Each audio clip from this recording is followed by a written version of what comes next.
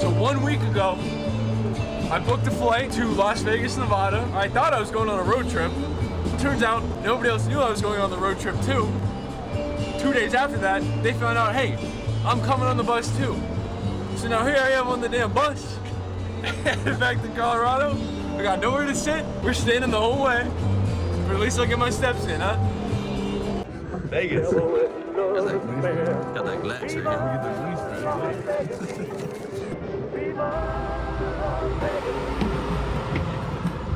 I don't have a bus fare, is that okay?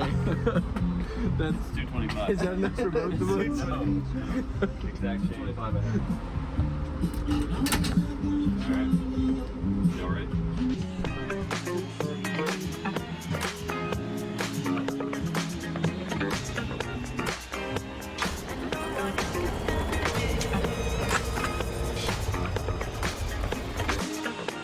How is it back here? It's nice. Just us in the open road. It's actually super nice. You cozy? It's cozy. Yeah. Dude, we should have a gym back here. Dude, we should have a gym. Do some shadow boxing. Okay. Do it to him. Okay. What made you want to buy a bus? I saw it on Facebook Marketplace for $5,000. I thought, what a steal. And did you finance this bus? Yeah. Klarna or Afterpay? Klarna and Afterpay. I afterpaid the Klarna payments. So I have 16 payments over the next 3 years. What's your interest rate looking like? 0%? I think it was 80% APR. Man, there's nothing more American than that right there.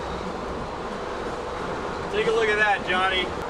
Yep, that's a felony. Dude, we gotta hit this before it goes by, dude.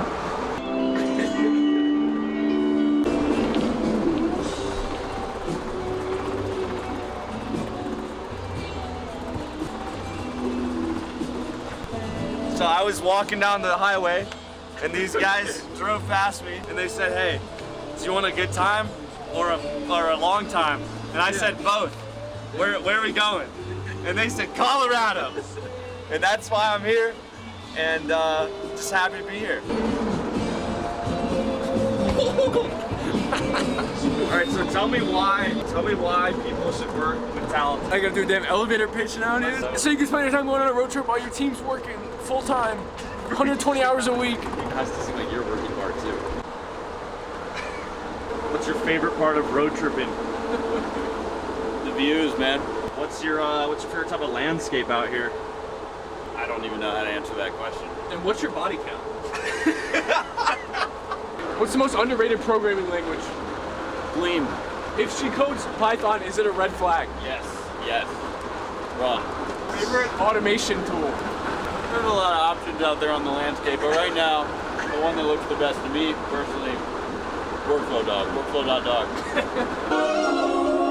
We got stops to make. We'll slow down, but we're not stopping.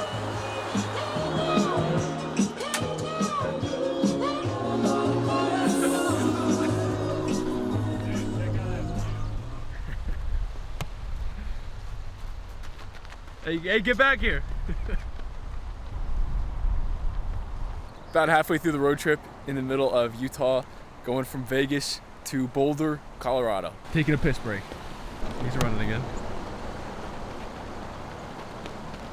Where are you running from?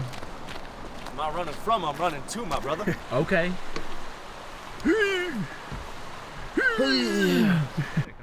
We got some stalactites. Stalagmites? Some stalagmites. Do these solar panels work? Yeah. Have we been using them? Mm-hmm. That's what the speakers and stuff are on. Actually, that's awesome. And have you ever used the Starlink?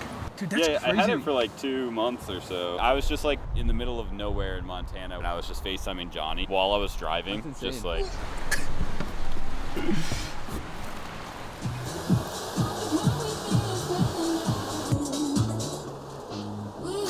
Sorry. Oh, okay.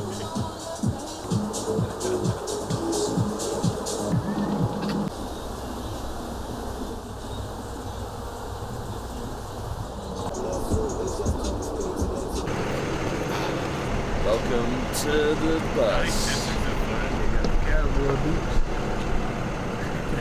Here we are at the Devil's Canyon. Devil. Maybe it's because this Handsome devil's devil. here. This is pretty cool. It's kind of a good viewpoint. Yeah, you're in my weight class now, boy. Get my guard, dude. Look at that gate. That's so much better.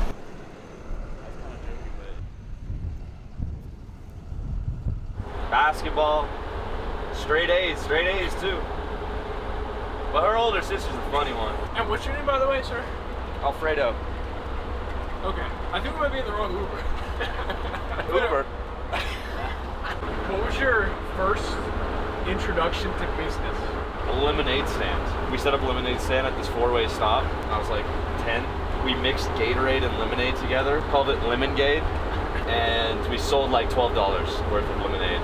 I think we were selling it for like $2 a pop. I think our pricing was kind of gnarly. And then we decided that we wanted to do it again, but it kind of sucked the first time. So the second time, we wore Halloween costumes and we danced on the street corner. And we made like 47 bucks. And that was awesome. And that taught you about marketing? That taught me everything I needed to know. Buy my course in the link. After that, my dad had some stuff in the garage. And he was like, hey, if you sell this stuff, I'll split it with you. I'll split the profit with you. So I started selling stuff on eBay. The first thing I sold was a green iPod Nano. Started walking people's dogs. That was a little side hustle. That's how I made money. What was your first introduction to business? I would probably just say Minecraft stuff in general, probably like 2011, 2012, 2013. We had our own Minecraft server. They could donate for ranks and stuff. But we also made videos, did AdSense on those. We got some checks from AdSense. And I stole the first check. Right. First lesson in entrepreneurship. Your partner can screw you at any time, no matter how close you are. So, learned that lesson shortly after when our other partner took more of our money from our Minecraft server. And then like we saw him in class the next day. I don't think we were really like confrontational enough to even like be like, yo, what the hell, you stole our money. Johnny, what do you think was the biggest mistake you made in your detailing business? The biggest mistake I made was not hiring people as fast as I could have. Not learning about leadership. I didn't really understand how I was supposed to go from me doing it to another person doing it for me. The notion that somebody else would want to do a hard job was beyond me. I failed to learn how to basically empower somebody else to do a job that is hard. And I think that was my biggest mistake, was not learning more about leadership earlier. You thought that the only reason people did the hard work was because they got the ownership of the business. Exactly. I was like, why would somebody not just go start their own detailing business? Like, this was pretty easy to start. And like, I just basically convinced myself out of hiring somebody, convinced myself that since I made a certain amount when I did it, somebody else doing the same job would not want to make less, knowing that they could just go and do that. Yeah. And so it put me in this steel trap. And I did bring on help. I was still a lot of times on site with them, working with them. Partially because I was scared, partially because I hadn't trained them well enough. If I could go back in time, I would learn as much about leadership as fast as I could, and maybe just trial by fire, like hire people, lose people, figure out how to do it. I still think it's one of the best business models you can do. That's why Two Junks Detailing might be a collab you'll see in the future. Matt Allen out of Baltimore, check him out, link in the bio. Two dudes junk removal. Two dudes junk removal. What did I say? Home services are the spot to be. You can make a ton of money and you can augment them with technology. Super localized. You can start with everybody has a car. My brother started it because he had a pickup truck. He literally searched up jobs you can do with a pickup truck. Yeah, in mobile detailing, the same thing. If you have a car, you just got your license and you're 16, get some all-purpose cleaner, start telling people you're a detailer. Yeah. You will make money tomorrow. And then you can market it, build your website, promote it. Like, you'll learn a bunch of really interesting skills. So I would highly recommend anybody do that. Your first like business was Cappy. Cappy was what the Cappy product was a reusable disposable camera. I was the principal engineer, I guess. You were in charge of making it. Yeah. And what do you think was the biggest mistake you made in building Cappy? From an engineering perspective, was not iterating prototypes. We kind of just listed out like all the constraints that we wanted to follow in the final product and tried to pick out parts that way to basically just one shot make like the perfect final thing that we could sell to people. When in reality, we should have been prototyping iteratively along the way, making a version 1 that was just too big, used too much power, and didn't take good photos and that kind of thing. We had maybe one device that could take some pictures, but we never really ended up with like a functional prototype or anything. I think that also applies to the mistake I made with detailing, because I wanted the hires to be perfect. I wanted their processes to be perfect. And so I locked myself up hoping that I would somehow create perfection without actually making a bad version of a hire or a bad version of a training process.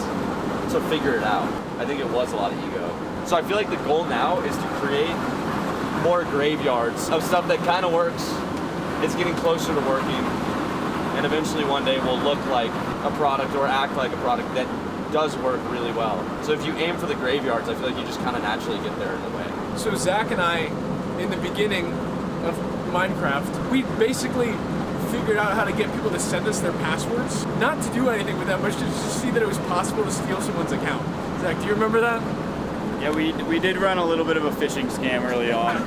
is what we later learned that it was. We're kind of like Batman. We had a moral code. We never changed the passwords because we were like, that would be messed up if the original person couldn't get into their account. And I think we used them occasionally when we had like a friend who wanted to play with us. Who didn't have That's exactly what we did. What is a habit in your personal life that has had the most impact on your business life? For me, it's been talking to people as much as I can,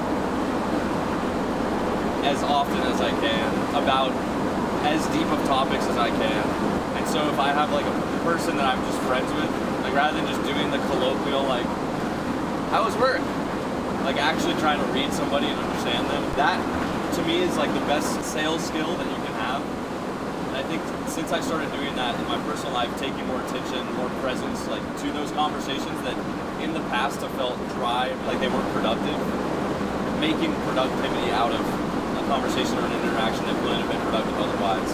Yeah. Because the muscle of trying to provide value to somebody or find a connection, I think is all sales is at its core. So that's the biggest one. Yeah, that's a good one. Yeah, that's the biggest one. I think mine's a little different than yours. Mine's going on walks. I feel like I get so much clarity when I go on a walk. It's like I can really think through my thoughts. There's no external influences on my thought pattern. So I would say going for a damn walk. I would probably say making the choices that get me in front of the computer. Early on, that was like a difficult decision to make, to be like, no, I'm not going to go out with all my friends this weekend. Then it became such a habit that when I explain like my work schedule, people are like, all you do is basically work. Well, then I'd be like, what hours do you work? And I say, from the moment I wake up to the moment I go to bed, other than food and taking a shower. And obviously you're not like actively working the entire time, but it's like I don't really have any other objective throughout the day. You hear the word legacy get tossed around a lot. I'm confused by legacy, to be honest with you, in the sense of identity. If we can make products that are really good, they are the legacy for us, and our identities are not attached from them. And I think that's what I strive to do. If something exists longer than you are there to shepherd it, that's a cool legacy to have. I don't know about identities as far as legacies go. I would take a different approach to it. I would say that legacy as a concept to me is more of like an ego-driven thing. I guess the better word for me would be reputation, and having a strong reputation in like the present moment though. Like not where people can look at it from 100 years and be like, yeah, he was great, but like that in the time that I'm alive, I have a reputation for being someone that provides value to other people in some way. Just making the people's lives that are actively living at the same time I am better, rather than like something that lasts longer than me. I don't really think about legacy very much. I don't know if I really give much value to what happens after my lifetime. Yeah, like I'm gonna fly PAs and stuff, like, you know, I burn my trash and all that kind of stuff.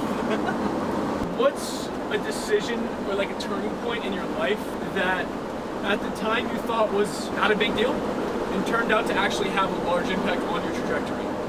So when I was 15, a friend of mine worked at a pizza place and I got offered to apply there, and I remember going to the interview and being super nervous actually. But if I look back on my life, going and doing that interview, getting the job, working there, meeting the people I met, was what made me realize that that was what I wanted to do. Working with a team of people I really liked, working really hard, and through the process, learning about, again, myself and other people. And I just fell in love with that. and work is such a great excuse to be able to do that. I would say my biggest like turning point that I thought that I didn't think was a big deal and turned out to be is picking up a camera.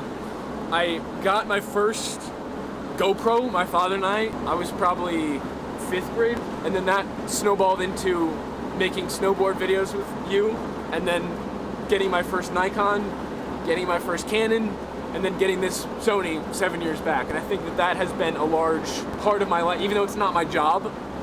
I guess it is now, I'm holding the camera, but but it's been a large part of my journey, I would say. I would probably say when Johnny first asked me to start building Cappy That's a good one. because it started out just as kind of an idea, and we went to the library to go research cameras. Before that, I was having a terrible time in college, and Johnny came in as a creative, as a business partner, and as a friend, and completely turned things around for me, and we dove headfirst into this project. And I've always been interested in building things and entrepreneurship and business and everything, but this is something that I can actually maybe make a career out of. That it was accessible to you. Yeah, and that you can just do it. There she is. Woo! Look at it. Let's go. We're back. We're so back. It's just that Colorado vibes, you know what I'm saying? Who else has Rabbit Valleys? Nobody. Let me answer that. Nobody. Oh my god! We almost just died. Alright.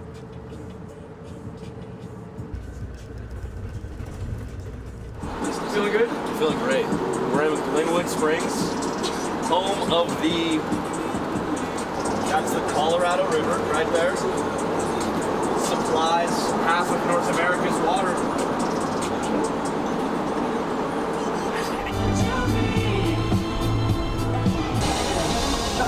No way.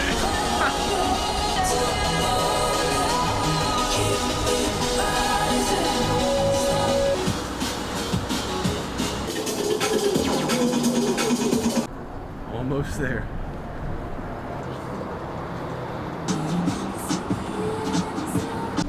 I'm bringing sexy back. Yeah. Light. That's light. Ooh.